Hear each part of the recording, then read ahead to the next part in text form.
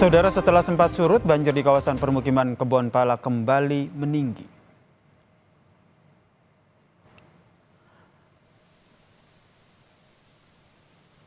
Banjir masih merendam kawasan permukiman di Kebonpala, Kampung Melayu, Jakarta Timur, saudara, yang kembali tinggi, di mana ketinggian air ini mencapai 150 cm.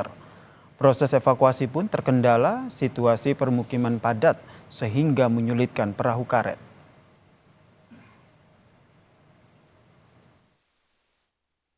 Kemarin hari sih udah sempat surut tadi malam. Cuman malamnya jam 9, jam 10-an dapat info lagi, siaga satu lagi dari WA Group. Dari siapa WA Group itu? Dari kelurahan. Oke. Siaga satu itu di area mana saja, Pak? Area Kebonpala doang sih. Kita dapat informasinya khusus wilayah Kebonpala doang. Ya jalur evakuasinya agak sulit karena kan di sini kan rumahnya sering berdekatan. Jadi akses jalannya itu udah ketutup. Paling satu-satu jalan kita harus berenang, nyelam gitu.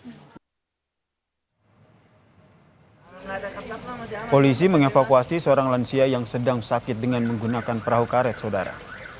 Korban langsung dibawa ke rumah sakit untuk mendapatkan perawatan medis. Banjir setinggi 1,5 meter ini, saudara, merendam permukiman warga di perumahan Sawangan Asri. Meski demikian, sejumlah warga memilih untuk tetap bertahan di rumahnya masing-masing.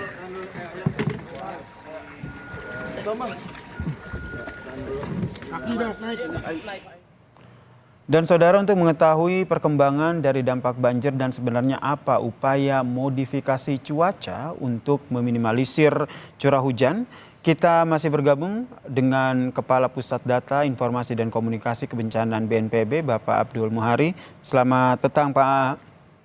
Selamat petang, Mas Yasir. Ini informasinya akhirnya sudah ada tanggap darurat begitu, dan BNPB pun sudah mau melakukan modifikasi cuaca begitu. Ya, benar. Jadi hasil dari rapat koordinasi tanggap darurat banjir Jabodetabek yang kita lakukan tadi pagi, ada 3 poin penting yang akan kita laksanakan secara paralel, secara dalam kontekstual hulu dan hilir. Untuk hilirnya dulu, kalau kita melihat hilirnya dulu, ini ada masyarakat yang terdampak, ada daerah yang terendam, maka prioritas utama adalah evakuasi dan penyelamatan warga. Tadi kami sudah diinformasikan ada beberapa kabupaten kota termasuk Kota Bekasi yang kekurangan perahu karet. Hari ini sudah kita geser, kita harapkan sore ini sudah sampai di Bekasi dan bisa mendukung optimalisasi evakuasi. Kemudian dari masyarakat yang kita angkut dulu dari rumahnya ini, ketika kita tempatkan sementara di shelter, di tempat pengungsian, tentu saja ini membutuhkan logistik permakanan dan non permakanan. Karena ini juga bulan puasa, pasti masyarakat membutuhkan buka puasa, dan juga buat mereka nanti yang akan tinggal sementara di tempat evakuasi tentu saja butuh sahur dan seterusnya. Dan ada kebutuhan matras, ada kebutuhan selimut, dan seterusnya. Ini yang kita lengkapi.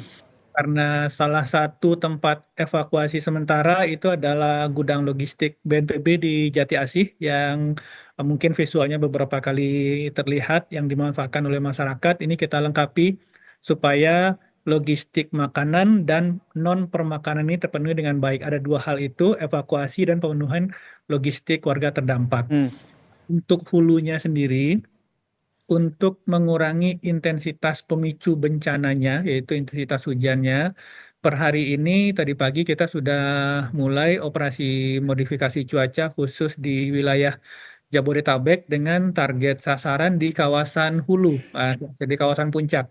Jadi karena banjir di kawasan Jabodetabek pada saat ini dominannya adalah banjir kiriman, maka yang kita kejar terlebih dahulu adalah mengurangi intensitas hujan di kawasan puncak, di kawasan hulunya.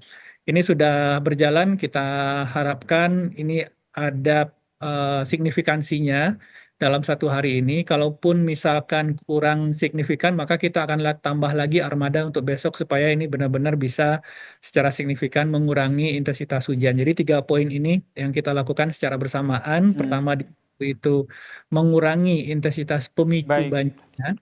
Kemudian di hilirnya evakuasi dan pemenuhan logistik warga. Jadi untuk modifikasi cuacanya sendiri akan dimulai besok ya, Pak? Konfirmasi lagi. Sudah berjalan hari ini. Sudah dimulai hari ini, gitu. Kalau kita lihat ini kan, kenapa akhirnya modifikasi ini baru mulai hari ini? Karena sederhananya kalau seandainya sudah punya data dengan cuaca seperti apa, koordinasi dengan BMKG sudah dilakukan, harusnya begitu bisa dilakukan sebelum bencana ini terjadi. Ya, dalam konteks ini BNPB tidak bisa bergerak tanpa ada penetapan status tanggap darurat dari daerah. Jadi karena urusan bencana ini sebenarnya sudah disentralisasi menjadi kewenangan daerah, kita pemerintah pusat tidak bisa langsung intervensi kalau tidak ada penetapan status tanggap darurat dari daerah.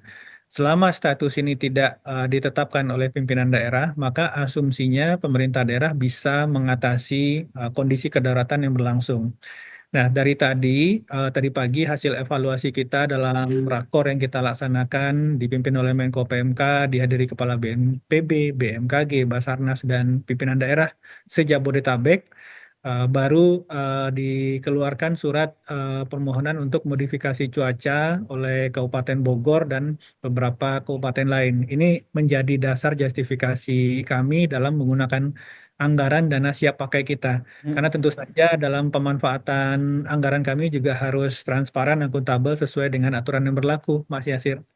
Oke, jadi memang harus nunggu status tanggap darurat itu keluar dari daerah tersebut baru bisa dilakukan modifikasi. Mekanisme untuk pelaksanaan modifikasi cuaca sendiri untuk hari ini dan esok akan seperti apa?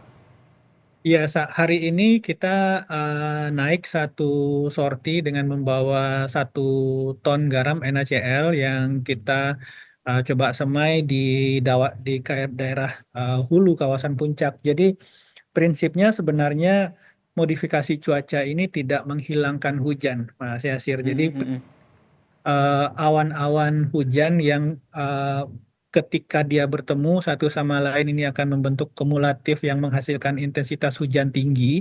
Ini yang kita cegah. Jadi sebelum mereka bergerak bersatu menimbulkan awan yang tebal yang cukup pekat, kita jatuhkan dulu di tengah jalan, dalam tanda kutip di tengah jalan, sebelum mereka kemudian membentuk gumpalan awan yang lebih tebal. Jadi sebenarnya prinsipnya ini redistribusi intensitas hujan. Jadi ketika mereka bergerak ke arah hulu, kita jatuhkan dulu di beberapa tempat sehingga begitu mereka sampai di daerah hulu, intensitas hujannya sudah tidak terlalu tinggi, Mas Yasin. Baik, ini proses modifikasi cuaca tengah dilakukan. Harapannya ini bisa mengurangi intensitas hujan ya yang terjadi di wilayah Jabodetabek. Kemudian tadi juga dijelaskan oleh Pak A, tidak hanya modifikasi tapi bagaimana proses untuk mengevakuasi para korban. Ini update-nya seperti apa? Mengingat ini juga di bulan suci Ramadan. Ya, dari koordinasi kita khususnya tentu saja dengan pemerintah Kota Bekasi ya yang paling signifikan, yang paling parah terdampak di sekitar kawasan Galaksi dan Pondok Gede Permai. Ini memang sudah berjalan dan kebutuhan alat perangkat untuk evakuasi ini khususnya perahu karet tadi pagi itu masih terkendala dengan minimnya jumlah perahu karet yang ada dengan mesin. Karena kalau perahu karet tanpa mesin itu masih ada beberapa, tapi untuk menjangkau daerah-daerah dengan ketinggian muka air lebih dari 3 meter, tentu saja perahu karet tanpa mesin ini tidak bisa digunakan karena mengandalkan didorong oleh personil yang ada di lapangan. Jadi kebutuhan perahu karet dengan mesin ini kemudian baru terpenuhi dengan turunnya dari personil Angkatan Udara, personil Marinir, dan juga BNPB sendiri menurunkan tambahan perahu sehingga bisa lebih menjangkau daerah-daerah yang sebelumnya tidak bisa dijangkau oleh perahu karet tanpa mesin, Mas Yasir. Jadi kita harapkan dengan penambahan perahu karet dengan mesin ini, proses evakuasi warga yang saat ini masih bertahan di rumah makin bisa lebih cepat dan efisien dan optimal kita lakukan. Ini harapan kita bersama ya Pak A, ini evakuasi terus dilakukan dan juga pemenuhan kebutuhan para pengungsi juga semoga optimal sembari dilakukan modifikasi cuaca sehingga besok ini bisa surut begitu banjirnya. Terima kasih Kapus Datin dari BNPB Pak Abdul Muhari telah bergabung bersama kami di Kompas Petang. Salam sehat Pak Abdul. Mas Yasir, terima kasih.